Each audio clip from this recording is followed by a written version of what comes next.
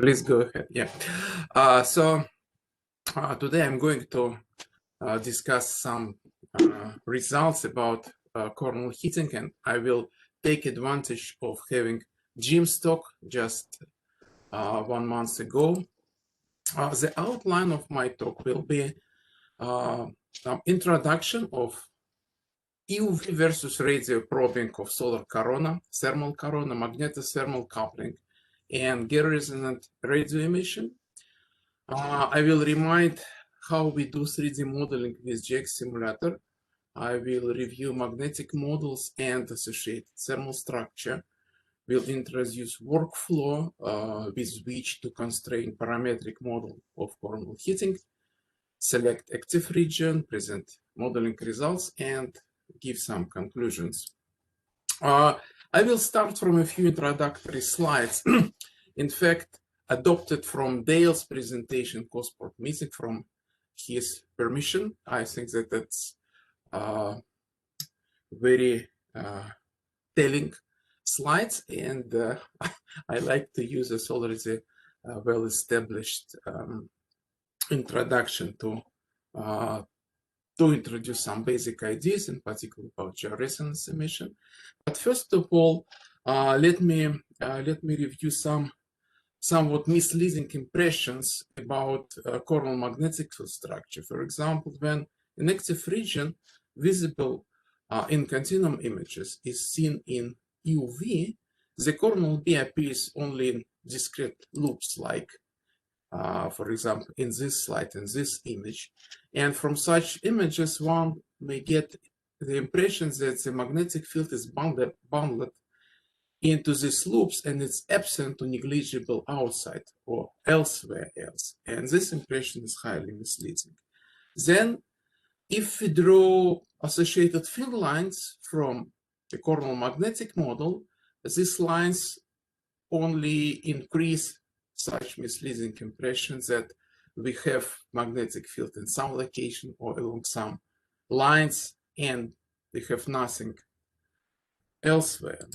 So in fact, magnetic field in the corona is rather smooth, and in particular, if one considers static nonlinear force-free extrapolation, then at bottom, at low layers, magnetic field has a lot of structure, the photospheric layers, but high up in the corona, the structure smooths out and fills the space and leave very little structure. So in fact, what we see in EUV, in bright loops, we see filamentation or fragmentation in terms of bright plasma, not in the magnetic field itself. In addition, of like alternative description of magnetic field, alternative to magnetic field lines, is so-called Ising-Gauss surfaces, the surfaces where the magnetic field strength is the same. So this volumetric shading representation clearly shows that shows the smooth nature of Ising-Gauss surfaces in such models.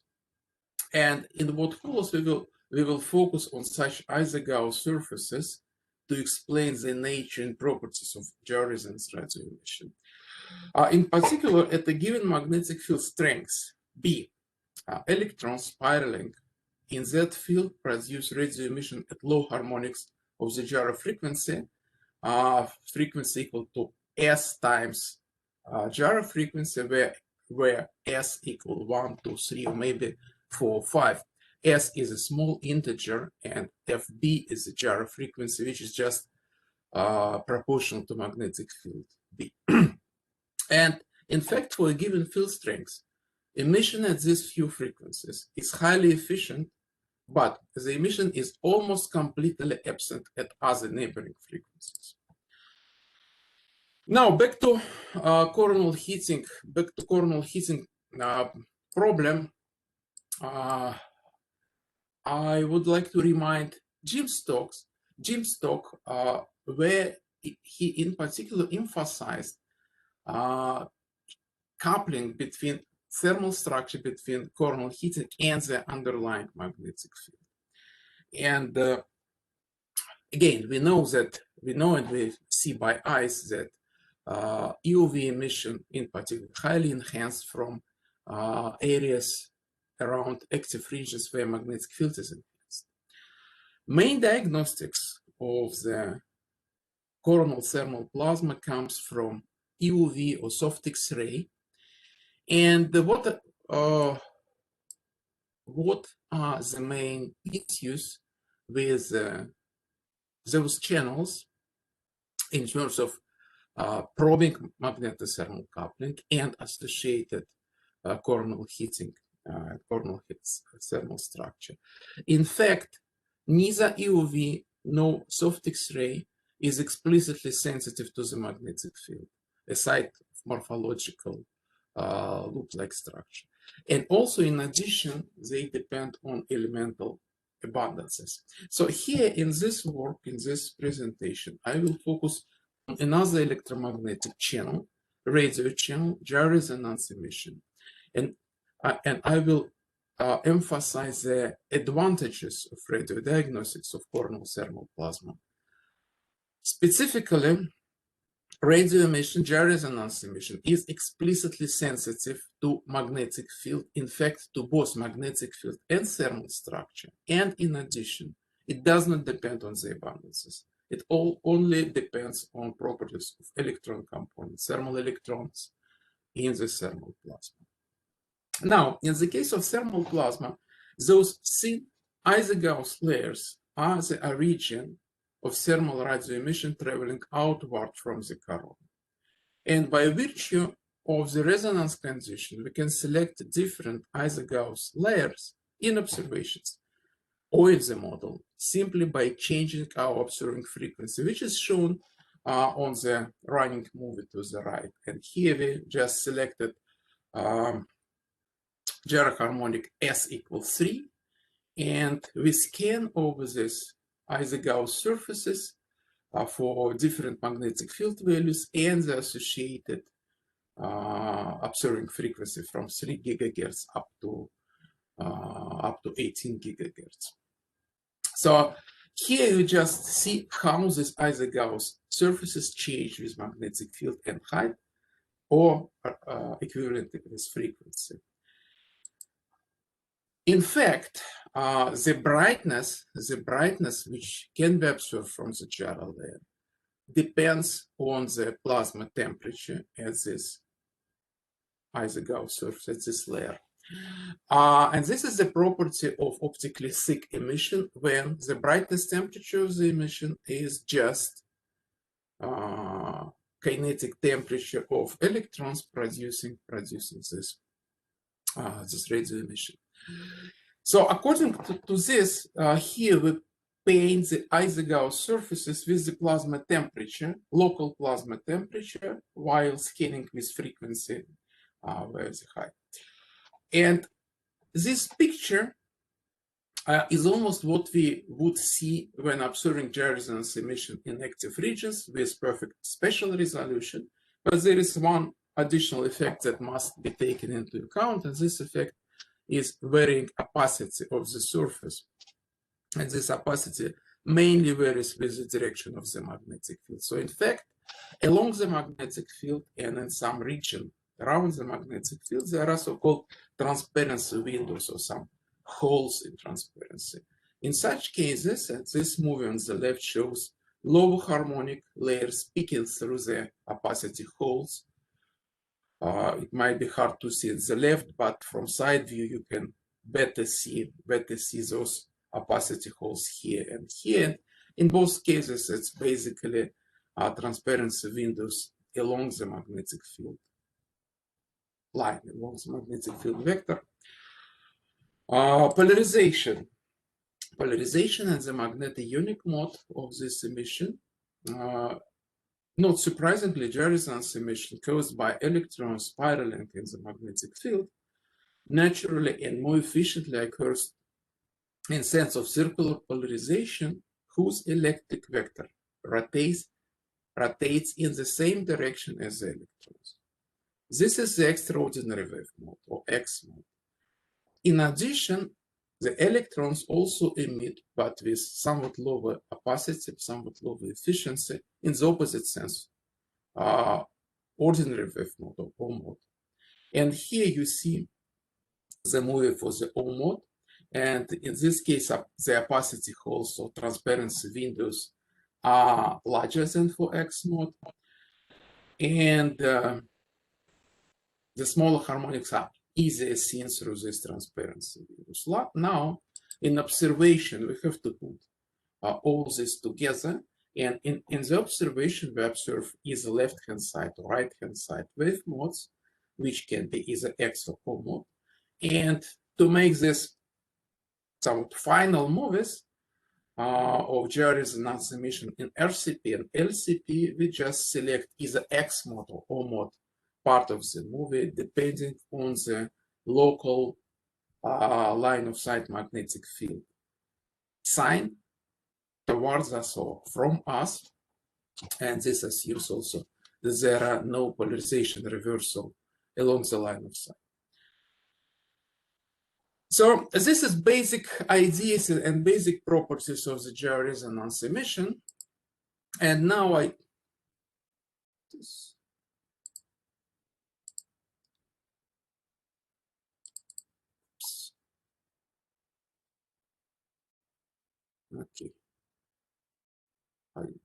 Oops. Okay, so it's gone. Now, a few words just to remind about GX Simulator. GX Simulator is a powerful modeling and analysis tool in which we can create and import magnetic and thermal structure, and in fact, non-thermal structures. And put the model, the box, at the right location at the solar surface, take into account all geometry on projection effects, and compute synthetic maps in radio, in UV, and X-ray. We can make convolution with point spread function and can make comparison between synthetic maps and observational maps. So how the models can be created? For that purpose, we also, like big group of people, created so-called automated model production pipeline.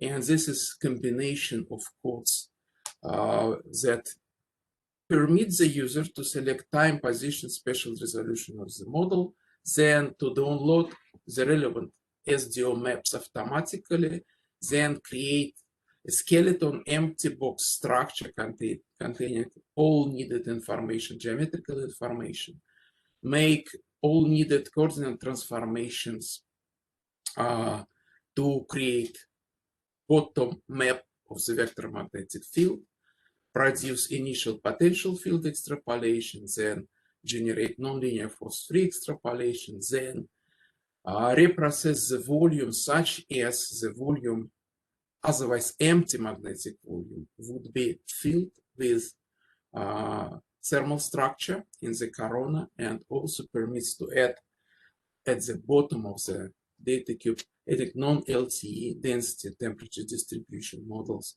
of the chromosphere. So in this talk, I will describe in some detail how in fact the thermal structure is added to the magnetic skeleton. So in the upper left corner, you just see a general representation of a cube, of the modeling cube, which is filled with magnetic field, visualized here with magnetic field lines. Green are closed lines, yellow are open field lines, and also associated thermal structure. So now how this thermal structure is created. For each voxel, shown here by like blue square, for each voxel we compute the crossing field line, green one, and for this field line, basically for each field line crossing each voxel since the volume, we compute length and mean B value along this magnetic field lines which crosses given volume voxel. Then, using this information, L and B mean, we compute volumetric heating rate according to parametric heating law, which is somewhat simplified in this case. So this includes Q naught, a characteristic heating rate, and also dependence on B mean, the average, to the power of A, and dependence of this length of field line to the power of B. And then we use this information to extract differential emission measure information for each voxel from pre-computed lookup tables. These lookup tables are themselves obtained from hydrodynamic code IPTEL. Jim mentioned in his talk, but this is basically 0D hydrodynamical code, which takes into account heating episode and chromospheric response. And here you just see a few examples from four different points in this lookup table. The distribution, DM distribution, 1, 2, 3, and 4. And you see, for example, in some cases, there are some spikes in the ZM distribution. And this is a result of assumed relatively weak steady state heating terms, in addition to impulsive heating episodes. So this is basically how thermal plasma is created, computed, and added to the three-dimensional on top of three-dimensional magnetic structure. Now, the plasma temperature in a given flux tube or in a given voxel is determined by this volumetric heating rate Q and the length of the loop. And in many cases, it can be approximated by a power law, like here, T proportional to Q to power alpha, L to the power of beta.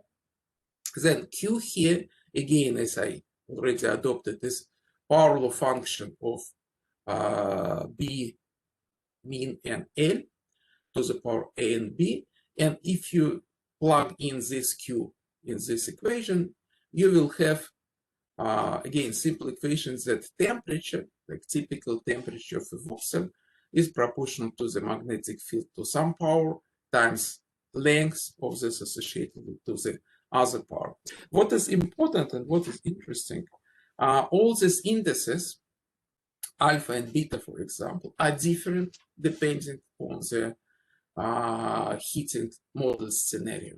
For example, for steady state heating, this alpha is something like 2/7 and beta is 4/7, something 0.28, 0.57.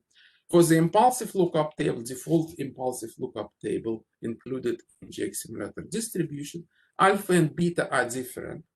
And this implies that depending on alpha and beta, depending on lookup table, dependence on of temperature on associated B and L will be different. And this is the ground why this machinery, including radio georesonance emission, will be that sensitive to all this power, all these properties, details of the parametric heating. Now, I can get rid of that one. Now, what will be the workflow with which we constrain our best thermal model? So we select active region, daytime field of view. Then we produce or select extrapolation of the coronal magnetic field from the photospheric boundary. Then we compute these pairs, B average and L pairs, for each voxel and select IPTEL lookup table. Select heating model means A and B pair. Then we compute microwave maps in a range of frequencies. In fact, we will use only a single frequency, 17 gigahertz, which corresponds to Mabiyama heliograph. Then we convolve it and coalign synthetic and observed maps. And then we select best Q node for a given A and B pair by minimizing map residual within the selected field of view. Then we change heating model A and B pair and repeat this.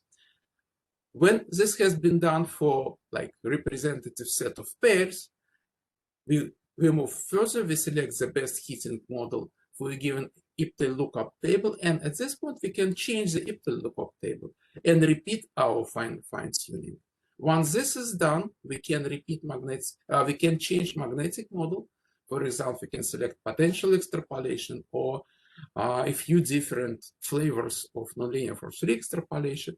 Again, we can change this magnetic model and repeat the entire loop. And finally, we can validate this magnetothermal model by comparison with other data if available. So this is the workflow which is adopted to select the best heating model in our study. Now, let's select a suitable active region. What would be the suitable active region? A suitable active region would permit us, would display clear sensitivity to selection of A and B in particular selection. To have this sensitivity to A and B, to particular parametric heating model, we need to have a few distinct gyrosonance sources, and this is the case of this active region. We have two main gyrosonance sources in Nobuyama data at 17 GHz, which are associated with two main umbras in this active region. We have a Vika source here, which is associated with smaller umbra here, and which is close to neutral line. And each of these three sources are associated with some characteristic flux tubes, which have, I will show it later, which have different typical value of field line length and mean magnetic field. And this will make this active region highly suitable and highly sensitive to different parametric heating models. To the right, you just see main characteristic of this active region, how B mean the average depends on length of the magnetic field lines, flux tubes, and red, green, and light yellow show the same for these three flux tubes, which are shown here. Now, just properties of this flux tube, a little bit of numbers. Mean length and B mean for this flux tube 1, 2, and 3. You see that all they are different. It's 24, 22, 12, and 4, the typical length, and mean magnetic field again are different. 200, 200, and this is more than 1000. And again, this is to show you that depending on A, alpha, beta, and B, the temperature at these three flux tubes will be highly different. The relationship between temperatures of flux tube 1, 2, and 3 will be highly sensitive to these indices. Now, in this study, we employ the following input. We use 4 different magnetic field models, 1 potential, and 3 different nonlinear force-free field. We employed 2 different IPTEL lookup tables, the default impulsive and the steady state. Then for the impulsive IPTEL model, we considered 3 different thermal models with A equal 1 and 3 value of B, 0.5, 0.75, and 1. While for the steady state IPTEL model, we have considered a lot more. We can consider 169 different thermal models in the range A between 0 and 1.2 and B between 1.5 and 2.3. And this was last summer. It was high school student summer research project. We believe a highly successful research, which I will show result a little bit later. So Now, the main result of this workflow and this comparison. So, two columns on the left show you synthetic radio maps convolved with point spread function based on potential extrapolation of the magnetic field. And again, at 17 gigahertz. This is just map-to-map comparison, and these are normalized residual maps. You just make difference between maps and normalize by synthetic map. What you see here, you see that for any combination of A and B, the residual maps contains yellow and blue areas. And this means that the match between synthetic and observational maps are not perfect. So we see relatively large discrepancies between synthetic and modeling maps. Even so, cross-correlation coefficient is very good. It's 0.98 or something like that. This column shows you same three different thermal models, but applied on top of nonlinear force-free extrapolation, one of our three nonlinear force-free extrapolation. Again, some thermal models result in large residual maps. This is B equals 0.5 or B equal 1, shows you either a lot of blue or a lot of yellow. But between them, there is one model, and particularly A equal 1 and B 0.71 outlined here, where you see almost uniformly green normalized residual. Correlation coefficient is almost 1, 0.998.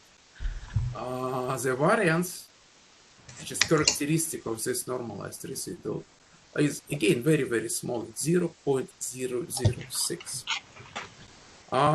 To the right, we also show the corresponding map for polarization at 17 gigahertz. Again, the polarization is computed in the model very truthfully, very close to the observed one.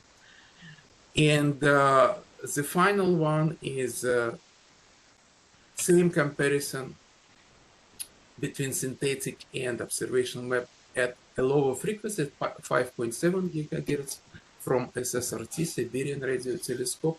And again, the correspondence between the model and the observation is very good. And this tells us in particular, you remember that low frequency emission comes from higher in the corona. And this means that our magnetic model reproduces reality really equally well or acceptably well at low heights and at high heights. So here I would like to make a point that when we see that level of agreement between model and data, in our case, this validates both magnetic structure and thermal structure at once.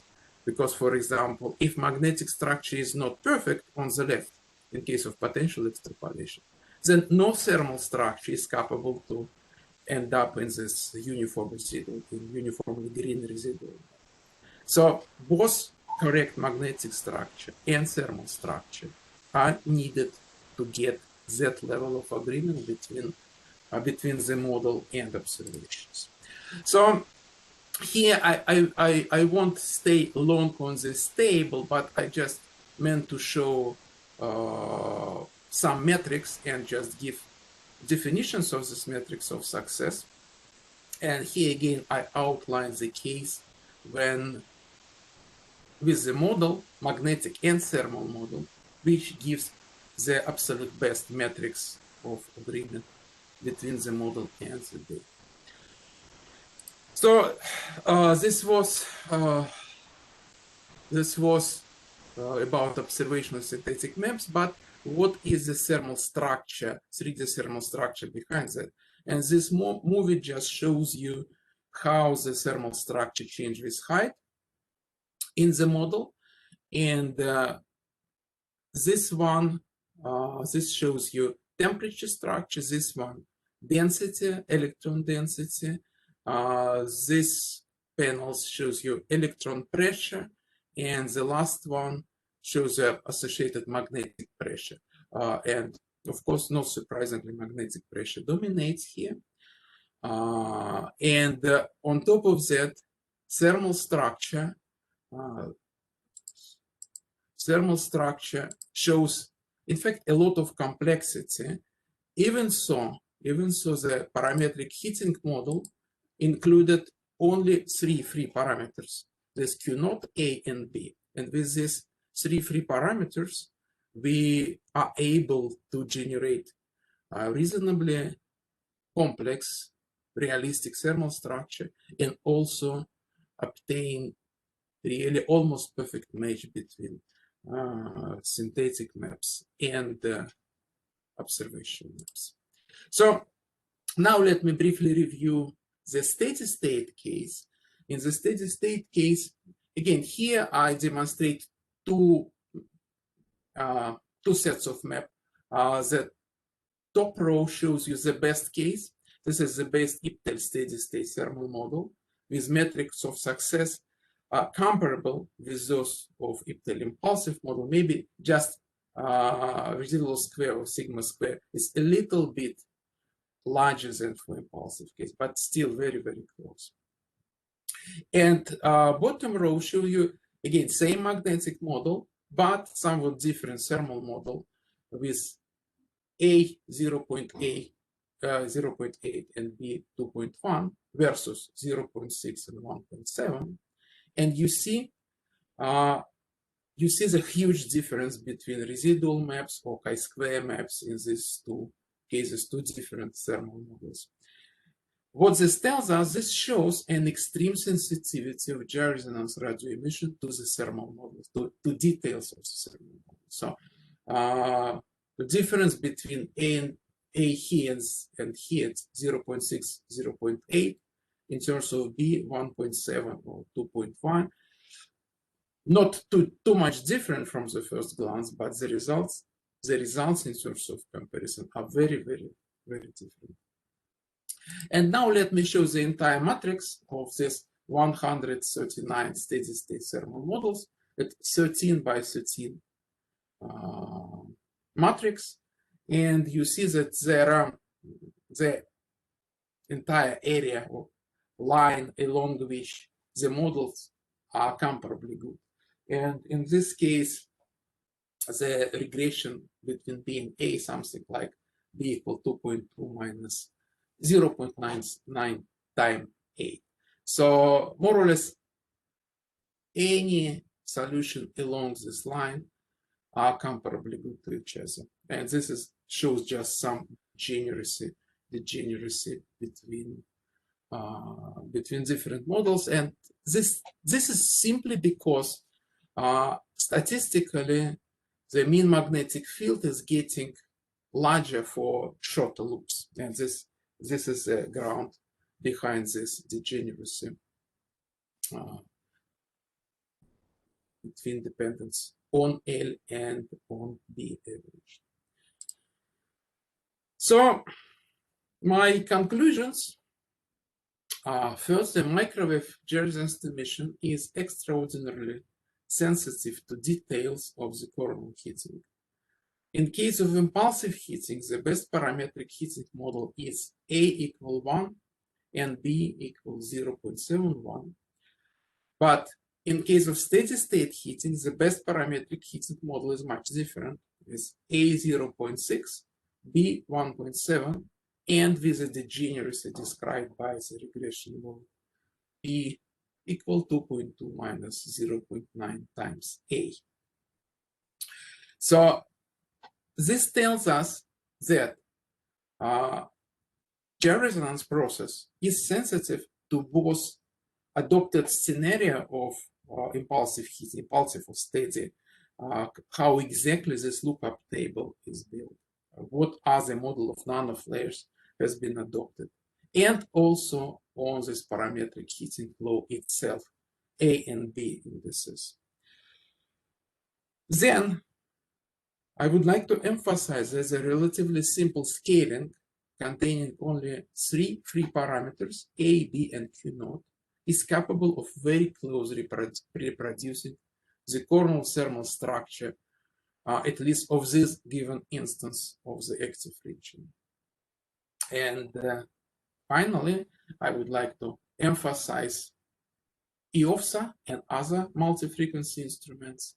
And I believe that new progress and more detailed understanding of this heating and better constraint of the kernel heating will be obtained with microwave data from multi-frequency imaging, data from EOFSA VLA, Siberian radioheliograph, or other similar instruments. So thank you very much.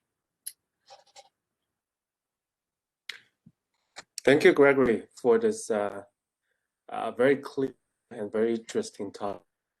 So we have questions. I would encourage students and early career folks to unmute yourself and ask questions first. So for senior people, please hold on for a minute for now. So yeah, you can just unmute yourself or raise your hand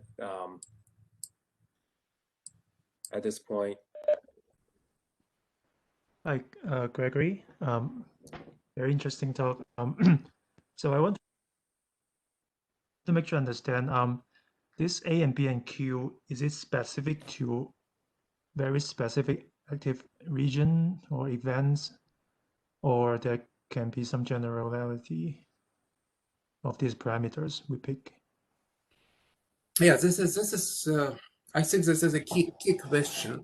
So first, Q naught, it just normalization. We can Q naught is fine-tuned such as to get overall like match of integrated flux in the model and the active region. A and B are, let's say, of more fundamental nature, and they describe how the heating volumetric heating function depends on the mean magnetic field along the flux tube and on the length of these flux tubes.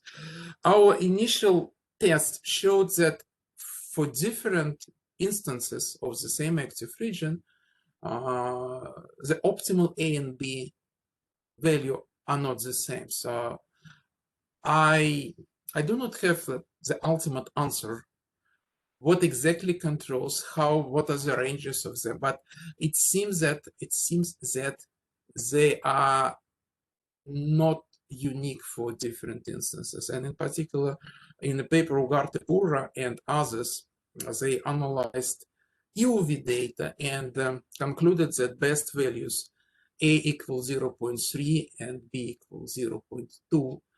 And this combination is different. It clearly doesn't work for our instance of active region. Might be that bright loops and diffuse background are described by different parameters. But this is yet all speculation. I think that we have huge area to investigate, maybe along with EUV data, but we are on the very beginning of the 70s. We just started analysis of thermal structure with GRA emission. And I think that we have to do a lot more to answer your question in particular. Thanks. Because it would be, if we can predict this different values, then we have a predictive heating model of the corona.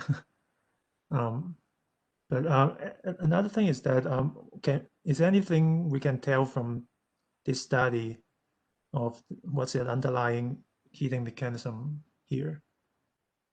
And will there suggest some hints of our understanding?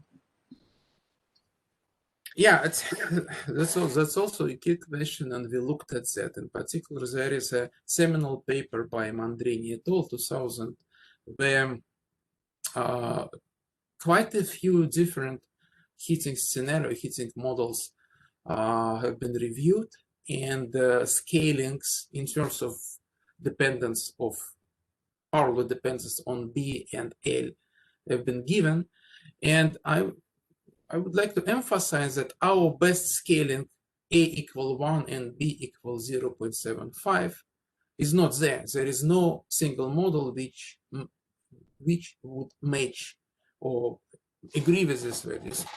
On the other hand, again, the best A and B pair, as I mentioned already, will be different for different none-of-layer or like impulsive heating models. In particular, they are different for this default impulsive heating and steady state. So this and this best A and B different. So the bottom line is that we have to investigate not just dependence on A and B, but also what are the heating scenario in terms of how often none-of-layer happens, what is the repetition rate, is they distributed according to power law, or they just regularly repeat. So all this will produce different lookup tables, but this is a research area where we have to look for ultimate answers. Thanks. So any other questions? I saw Brian, I have a question. Sure, go ahead. What was making the plasma either transparent or opaque? Like the iso-Gauss surfaces, there were transparencies. I was wondering what was determining whether it was transparent. So typically for coronal conditions, for coronal density, electron density, and coronal temperature, and viewing angle not along magnetic field, then typically the third gyro harmonic of the gyro frequency will be optically thin. The fourth one will be optically thin. And along the magnetic field, third harmonic can be thin, and you can see deeper, you can see second harmonic from lower height. And for hotter regions, for hotter loops, for example, above 4 or 5 million kelvins, then sometimes the harmonic number 4 or even 5 can become significant or optically thick. So this is all which is taken care by the radiation transfer engine in the JX simulator. All this is taken into account. So depending on local conditions, this will be the opacity will be computed, and radiation transfer is computed, taking into account all these effects. But roughly, just to understand, the idea is that typically the third harmonic is optically thick. Okay, thank you. Hi, I have a quick question, Gregory, if that's okay. First of all, thanks. That's a really nice talk. And I guess I have a question more on the observation side, and maybe this is a bit of a trivial question. Maybe I'm biased towards flares. But when you're looking at, say, microwave radio observations, how do you distinguish whether it's in gyro resonance or it's gyro synchrotron? Is there kind of a way to do that, obviously, by looking at the spectra and the polarization, but what are like the key things you identify, I guess, or how do you distinguish between the two? So gyrosynchrotron emissions typically includes either non-thermal tail of accelerated electrons from flares, for example, or super hot thermal plasma, again, like 30, 40, 50 million kelvins. So when we observe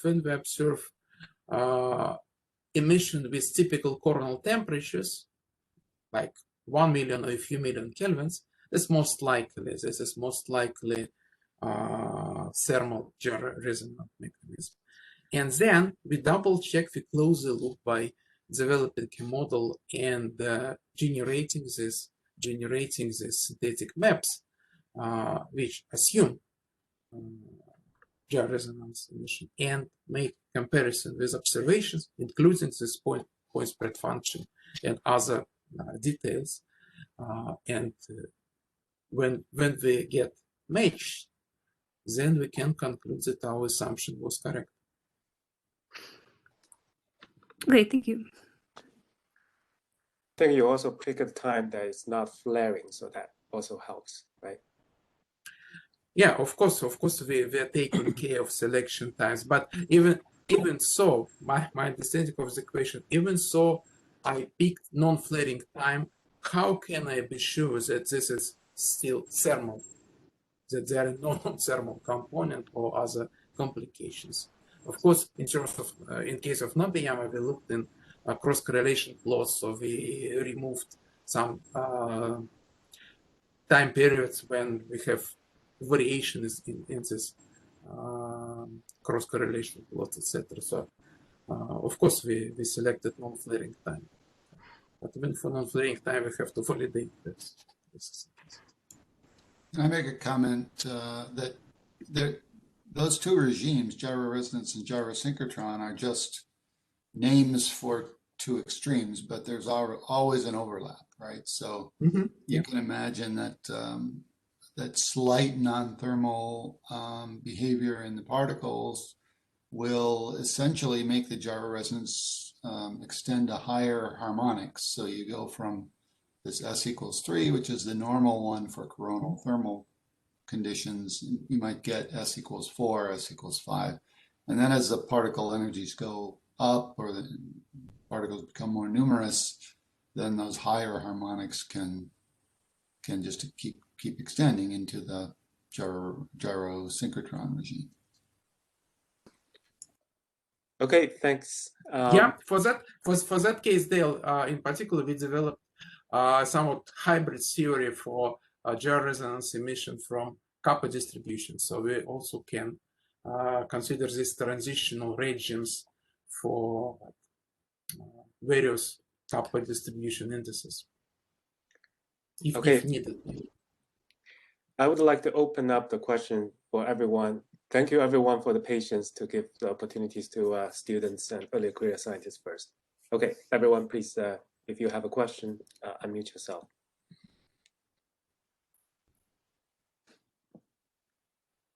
Hey, Gregory, this is Jim. Very nice talk. I think it's really exciting how powerful the gyro resonance seems to be for diagnosing coronal heating. Thank you. And this result that you're getting so far with A equals 1, that's a really interesting result because that says that the heating varies as the first power of the magnetic field strength. Typically, we think it would vary as field strength squared. So it'll be important to try additional models with, as you explained, different assumptions about the frequency with which the nanoflares repeat and that sort of thing. But if this result A equals 1 holds up, it's a very, very important result. Yeah, I agree. And again, I want to emphasize that there is the line of best solutions. And at least for this steady state, it does not include at all values close to 2 for A. But in principle, you can expand it there. And who knows, maybe. Yeah, I think I did a quick calculation actually when you showed this slide. So if you take A equals 2, which you might expect naively because energy goes as field strength squared, then I think you get a B, which is something like 0.4 or a half. So that would mean something like that. Yeah, the heating would scale as 1 over length to the 1/2 power. Well, which is also an important constraint, and it tells us something about the mechanism. But do you have, for the impulsive heating, and your two cases are the steady heating and impulsive heating, and I know that your impulsive heating model is, extremely low frequency nanoflares, whereas as you explained, in fact, we expect a full range of nanoflare frequencies. But do you have a similar plot like this of the power in A versus B for the impulsive heating model? Not really, not yet, because for impulsive, we just explored 3 different cases. It just, if you like, cut along this matrix. Okay. But you would expect it to have a ridge more or less like you have here. Yeah, more or less like that, maybe. So, when we have this So for steady state, you have a very nice correlation between temperature and other inputs. In case of impulsive, you have more scatter. So this means that dependence of P and L is a little bit less degenerate for impulsive case. So we might have a preferred let's say, range of failure, not just line. But again, I'm speculating now. So you're right that we have to make the same or similar systematic investigation for impulsive, and we have to do a systematic investigation for different for different lookup tables, for different models of the impulsive heating, and this will answer many questions we are now asking ourselves about it. Yeah, it's very exciting. So I look forward to that. Thanks. Yeah, so this is part of our discussion with you, Nikki, and Sam and Jello about how we generate it, lookup table, and it's also relevant to extension of the theory to radio emission towards direct use of DEM, DDM inputs, multi-thermal, taking into account multi-thermal plasma, etc. So this is where we have a lot of work and a lot of anticipated collaborations, in particular with you on this topic. And can I ask a question? This is Jim Drake. Sure. So Gregory, very nice. And really, of course, what I'm really want to see if I can figure out from your talk is what the implication of this is for physical models of the heating. And as Jim Klimchuk was commenting, you're scaling this with the heating with some power of B, and yet if you look at these loops, it's not really totally clear that B itself is the relevant parameter, because of course, if you simply have a guide field that's connecting through the region, in some sense, the free energy available is not that guide field, but some helical magnetic field, for example, that's related, that surrounds the guide field and wraps it. And so is there any way of trying to figure out whether something beyond just the field strength could be playing a role in the heating model? So first thing, we have two different sort of model: potential field, where we have just B and no free magnetic energy, yes, and we have nonlinear force field, where we have a combination of potential B and B which associated with free energy. And one of the conclusions that the agreement is much better when our model is nonlinear force free, not potential. So potential model is rejected by this analysis. Another thing, at the early stages of this modeling with JX Simulator, when we made experiments with Jim and Nikki and Jello and Dale initially on the thermal structure, we also had, and we still have, this ability to include dependence on helicity to the heating function. Where is it? Yeah, we might also make it more complicated by explicit dependence on the helicity on alpha parameter. And what we found immediately is that if we permit this dependence, we make our model to data agreement worse, not better. So this is why. I'm sorry. This is why we do not use explicit dependence on alpha any longer in our practical modeling. If I could add just one quick thing, Jim, in fact, these heating relationships here, they do include the, if you like to probably call it the reconnecting field component, the component that has all the available free energy. So for example, if you believe that there's a critical angle in the field, if you buy Parker's idea of lots of tangled strands, and so maybe they reconnect when the angle between adjacent strands reaches a critical value, then that explicitly takes into account the free energy part of the magnetic field.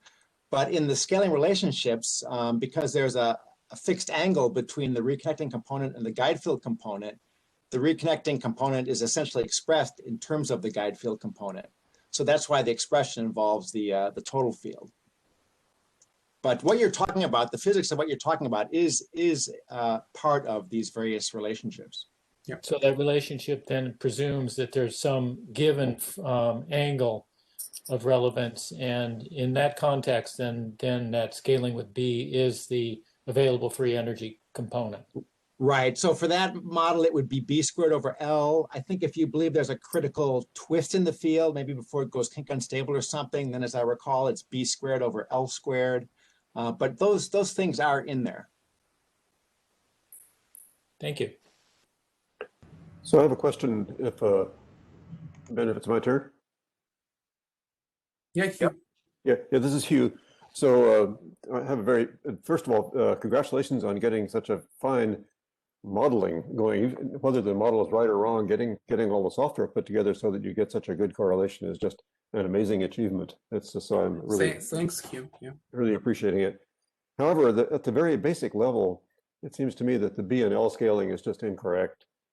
And it sort of always bugged me because a much more natural physical scaling would involve heating per particle and not heating per unit of volume.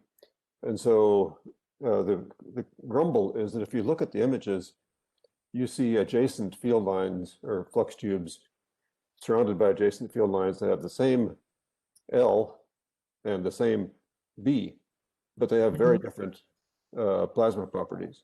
So why is this not clear evidence that the BNL scaling is just the wrong starting point? Hugh, a month ago, Jim told us that this bright loops give basically 20% increase over the 20-30% increase over the diffuse component. So Jim can correct me if I got it wrong. That's clearly an incorrect statement. Hmm? No, it's absolutely correct.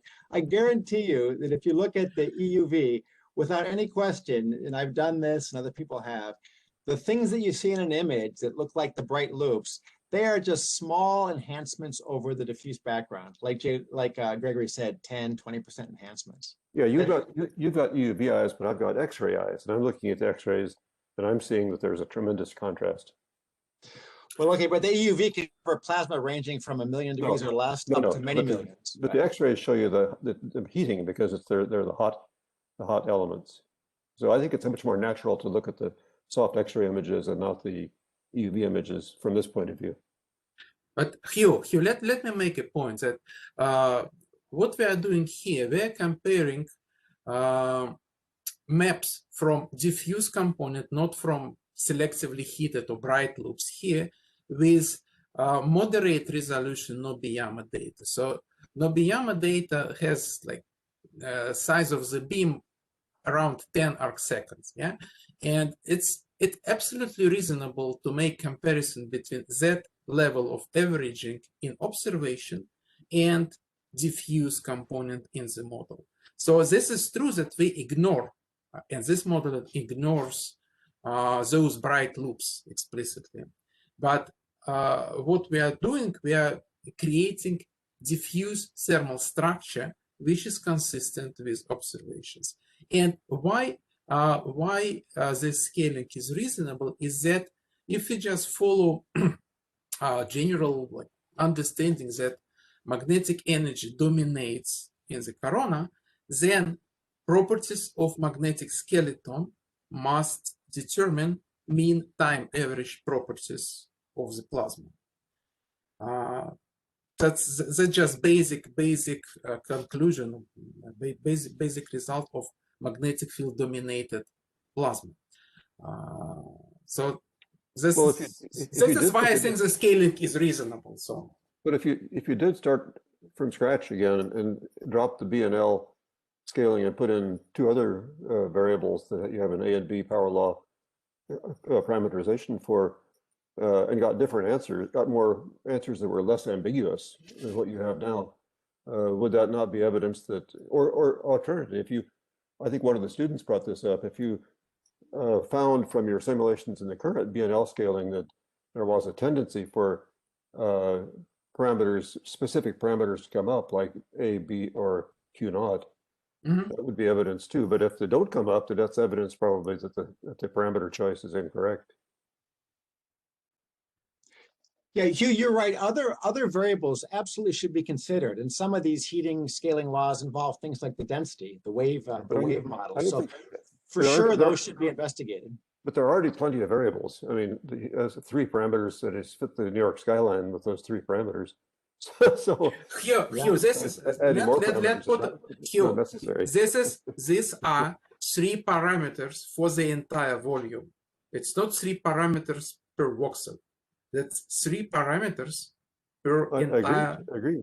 So if Jim wants to add more parameters, that's obviously fruitless because you already have enough. Well, no. If we're missing the key parameter, which you were suggesting, then maybe by doing that, it'll be revealed. Maybe another parameter like density to some power will give a far better fit. Yeah, that's what I'm saying. I agree. We agree. Yeah. Yes, I agree with that. And I would say also that while loops account for a small fraction of the total emission, at least in the EUV, nonetheless, we have to understand why they occur. They're giving us important clues about what coronal heating is. And I personally believe there's some kind of a collective behavior that produces loops, but we absolutely cannot ignore loops. And these models in their current form do not address that aspect of coronal heating. Yeah.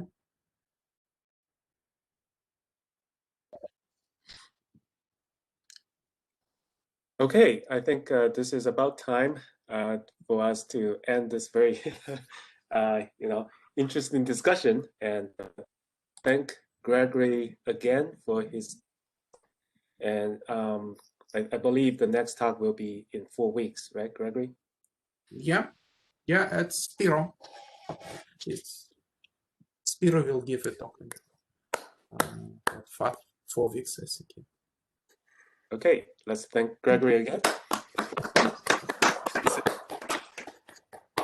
Thank you. All right, bye-bye. And Ben, stop recording, please. Okay.